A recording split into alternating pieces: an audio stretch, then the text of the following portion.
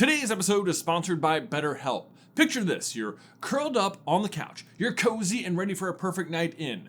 Therapy can feel a bit like that, your comfort place where you replenish your energy. Visit BetterHelp.com to learn more and save 10% off your first month. That's BetterHelp, HELP.com. Hey, brother! Okay, guys, I don't know about you, but I am still reveling in the theatrical experience that was Wicked. Not only do I think it was one of the best movies I've ever seen, but I find myself now in a very unique and odd position.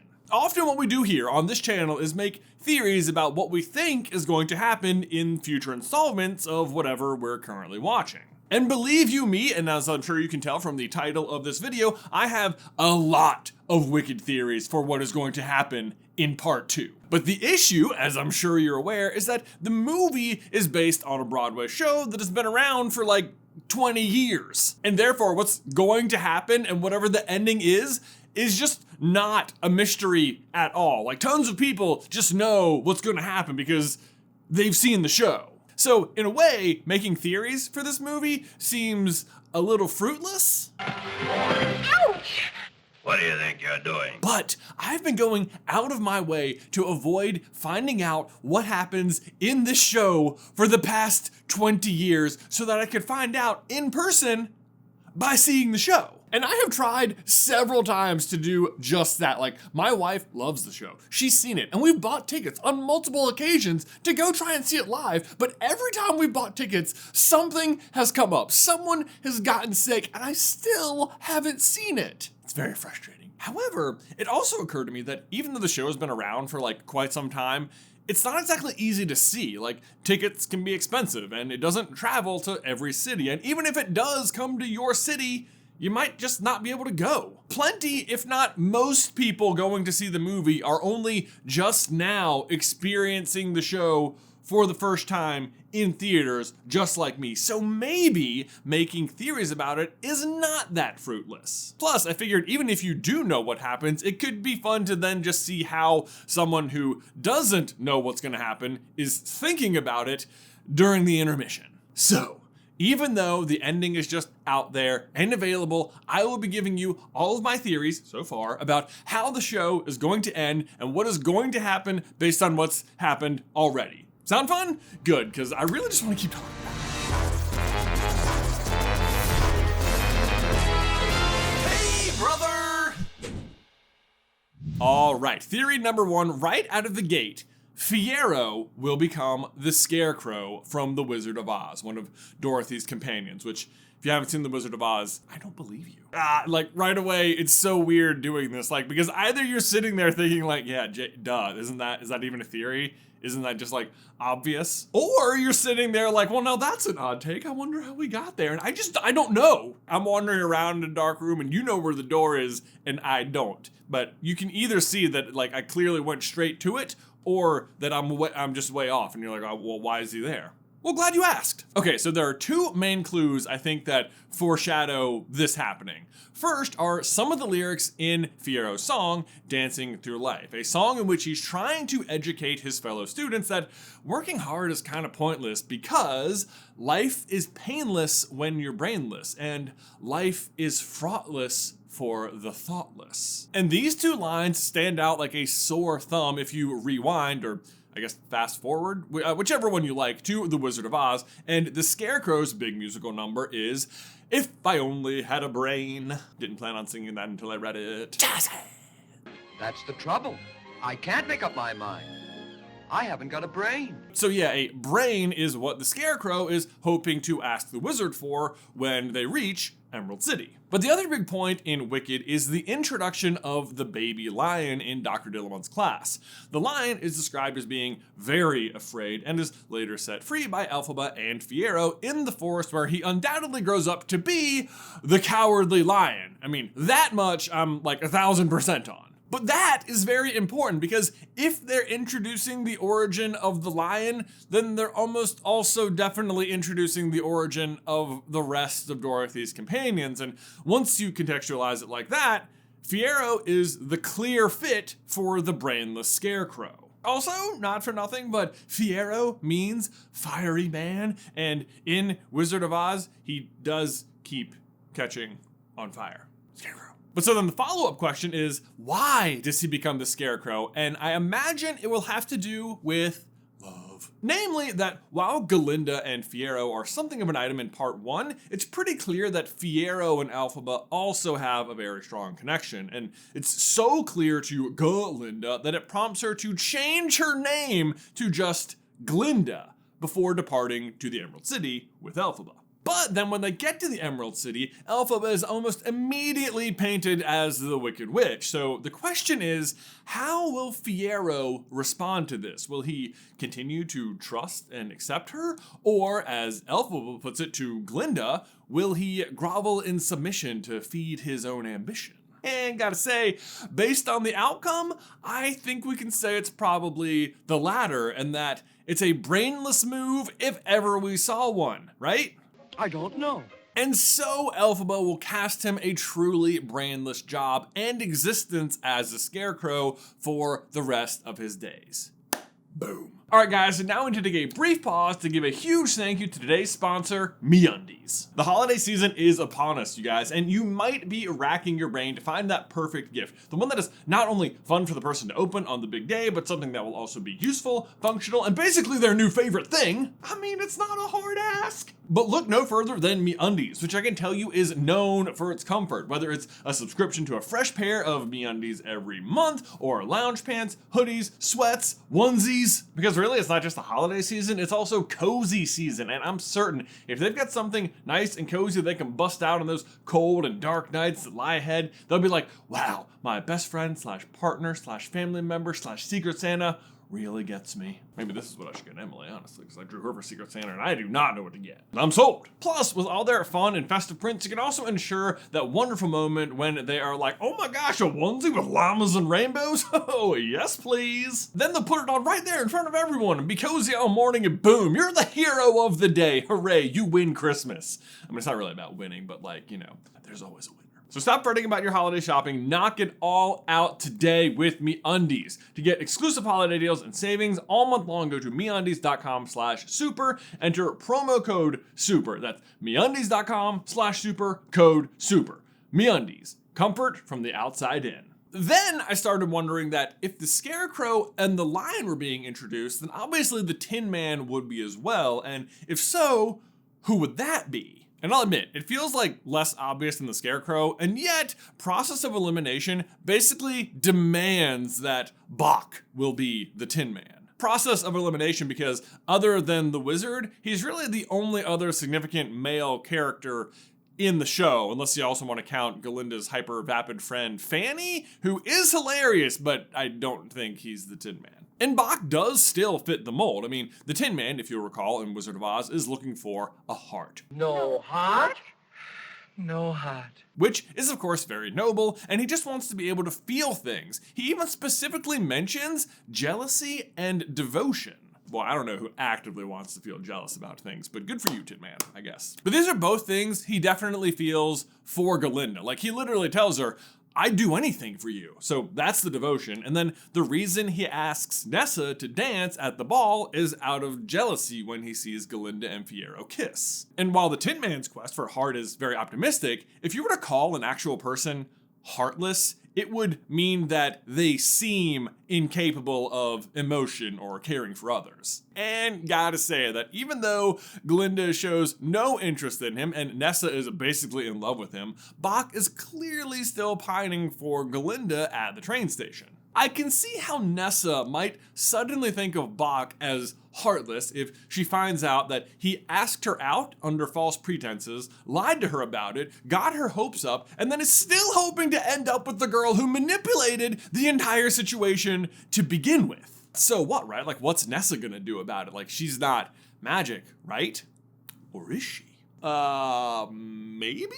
Bear in mind that in The Wizard of Oz, the whole reason the Wicked Witch is after Dorothy is because she landed a house on and killed her sister. And in Wicked, Elphaba's sister is Nessa, pretty much ensuring that Nessa is also the Wicked Witch of the East, who the Munchkins at the beginning of Wizard of Oz are extremely happy is dead. Leaving us with yet another question, which is, did Nessa actually become wicked and do bad things to the Munchkins? Or is she also going to be the subject of some kind of propaganda like Elphaba? Like, we know Madame Morrible and the Wizard were trying to use Elphaba for her unique power, so I can definitely see a situation where without her, they turn to her blood relative hoping she too will be magical, and if Nessa becomes powerful, then she might take vengeance on anyone who has scorned her for being handicapped. Like, remember at the beginning of the movie when all those kids are throwing rocks at her? Like, God, what a bunch of turds. And then Nessa also just has those oh-so-money-shot silver heels in Wicked, which are just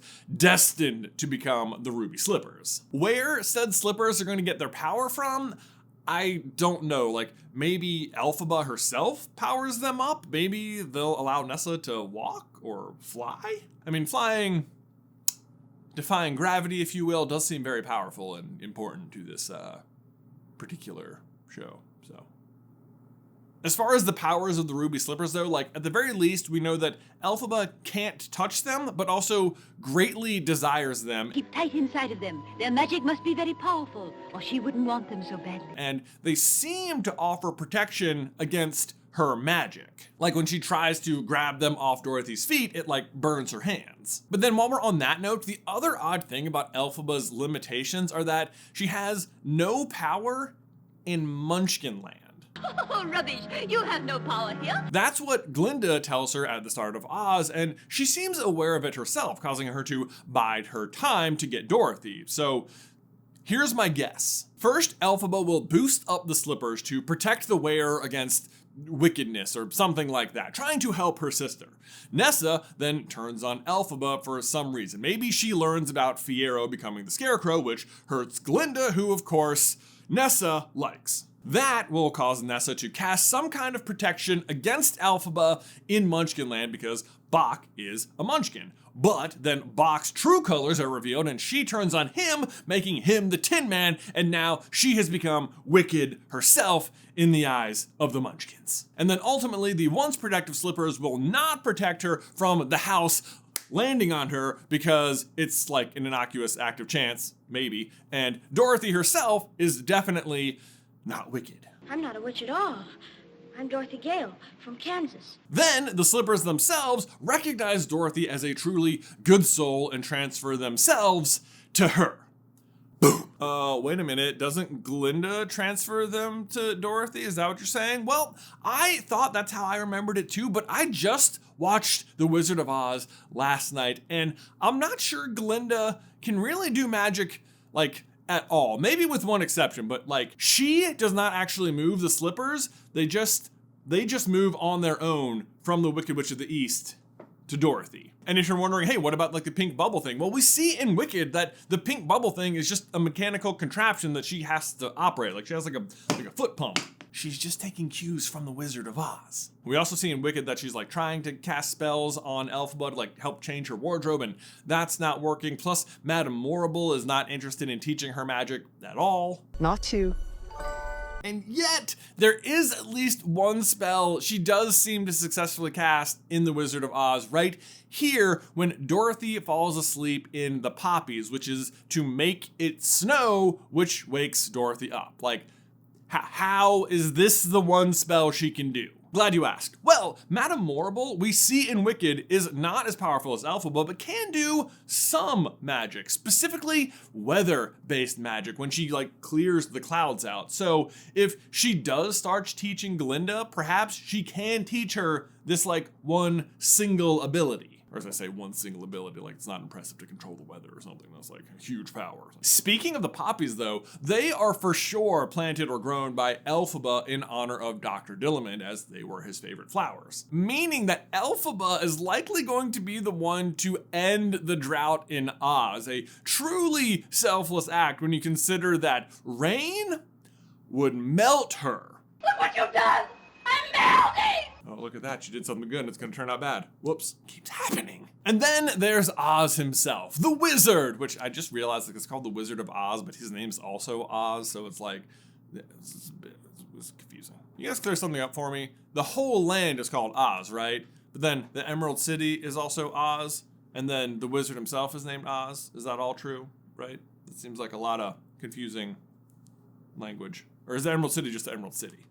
I don't know. Either way, let's talk about the wizard and the other big theory that he is actually Elphaba's father. The identity of Elphaba's father is a mystery introduced right away as just an off-screen stranger her mother is having an affair with. It's like it happens so fast, I just kind of want you to forget about it, but I do think we're going to get a follow-up because the green elixir mentioned in the song is kept by Elphaba, who is questioned about it later on by Galinda with no answer. But it almost has to be the wizard, or else a character we haven't met yet, as yet again, there's just process of elimination. Like, he's the only elderly male character in the show. But of course, there's still more to it than that. I mean, first, the wizard's overall obsession with the color green, like, you know, Emerald City. And then when Elphaba arrives, he acts like they could be father and daughter if she stays, although it's unclear if he's aware of his own potential parentage. Of course, maybe he is. It's quite possible he could have been trying to manipulate this exact situation. Like,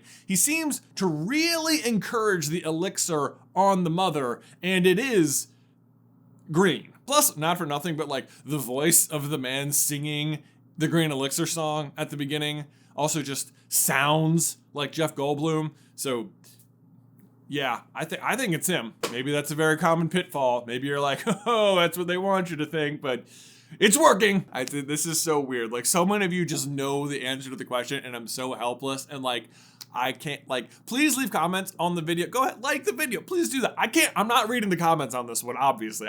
I will not have it spoiled for me, but like, either way, I can only guess how it will all go down, but I suspect that since Galinda was the one to see the bottle but get no explanation, she will also be the one then to discover more of the elixir in the Emerald City and like be the one who like puts the pieces together. And then of course she'll have to like tell Elphaba, who will then be learning that her entire existence was manipulated so that she could be put to a specific wicked task that she is morally opposed to, and that I can see making her just go fully wicked towards the rest of Oz, because at that point, her point of view would be that everything in Oz is just extremely corrupt. So, to answer Galinda's question from the beginning of the show, are you born wicked or do you have wickedness thrust upon you? Elphaba then would have been born specifically to be wicked, have also had it thrust upon her, and then also grasped it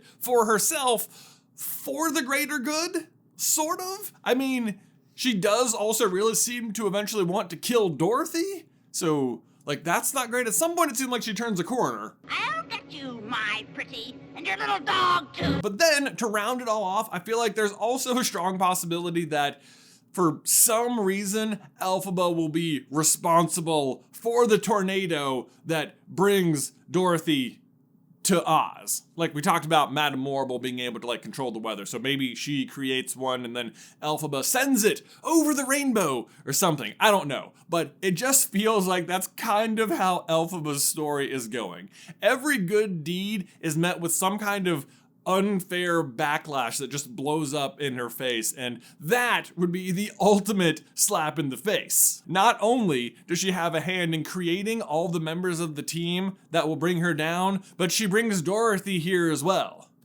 Whoops. On the flip end, Galinda seems to keep making decisions for the wrong reasons that end up working out really well for her, so it's just like, funny how that keeps happening, huh? But there you go, guys. Let me know. What do you think? Am I on the money here? Are you in the same position as me? Do you not know what happens in part 2? Are you watching like, oh my god, I can't believe how many he got right, or like, wow, were you even watching the movie? How'd you get, this is such a weird video to make.